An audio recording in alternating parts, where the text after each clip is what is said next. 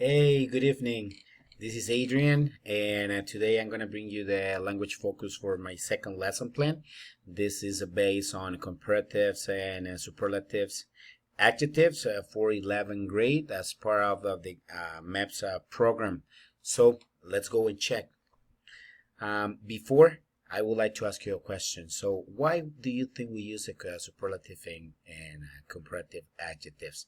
So you may ask, or you may answer that we use comparative adjectives to make comparisons, and that is totally correct. So most likely we use comparative adjectives to make comparisons between two nouns, right?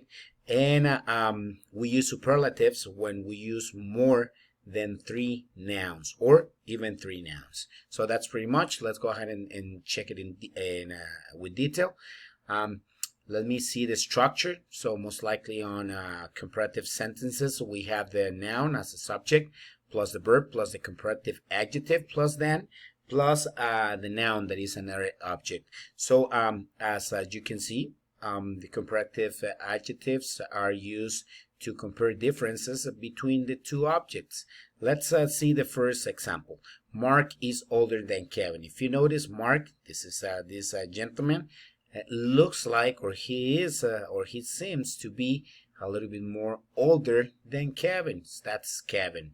So, and let's talk about sports. I love sports. Baseball is more popular than American football. I don't think so, but that's a good example of how we can make comparisons.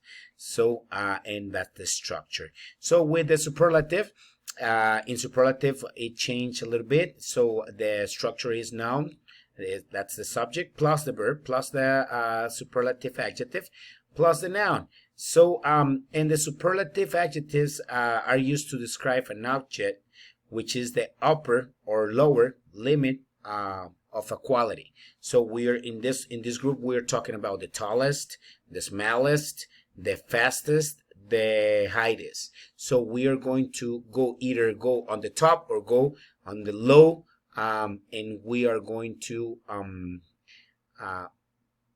bring that condition to the sentence. Let's see a few examples. So air transport is the fastest method of transports, right? So John and Lisa are the most intelligent students here. That's if you notice, we are saying that air transportation is the fastest method of transport that we know, and the John and Lisa, they are the most intelligent from the people that are on that specific space. Okay, so there are a few rules that you may have to follow. Let's go ahead and check it very quick. So they are one syllable adjectives. So what, in order that you can make this to make it as a comparative and a superlative, so what you have to do is er for the comparative and est for the superlative. Let's see a few examples. The first one, let's talk about tall. So we're going to, the comparative form of this adjective will be taller, and the superlative, which is be according to what I just mentioned, will be the tallest. So it will be the same of fat. So the same, add for the comparative er, fatter, and the superlative fattest. And last example, big. So it will be bigger, just adding the er, and biggest. With one syllable adjectives, I don't think so that's a big mess. I mean, that's extremely easy. And let's go ahead and check with the two syllables adjectives. With the two syllables, we can form them by adding er or by preceding the adjective with more. So let's check a little bit. These adjectives form the superlative either by adding est or by preceding the adjective with the most. So that's a characteristic, either on comparative option with more, and the superlative option with most. So in this case will be happy, the first one, either adding er, happier, and superlative happiest. Okay, let's check about what I mentioned before. Tiled. The comparative mode will be more tiled, and the superlative will be the most tiled. And tangled, more tangled, and the most tangled. So that's the two syllable adjectives and how you have to handle it. Let's talk about three or more syllables adjectives.